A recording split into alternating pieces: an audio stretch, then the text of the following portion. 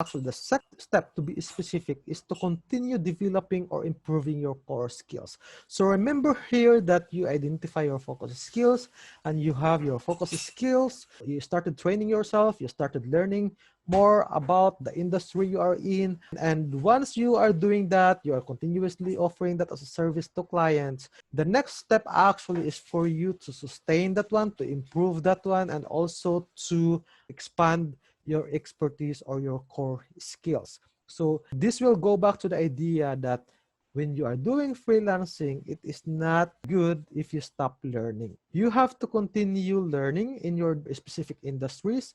And of course, you have to continue learning with, because we are in an industry that is very dynamic. You can be an expert today, you can be an updated person today, but next year, maybe you can be an outdated person already. And that will happen if you don't catch up with the trends. That will happen if you don't watch out for the latest news in your industry, or that will happen if you don't upskill whenever there's a new skill that you need to do for that particular industry that you are in.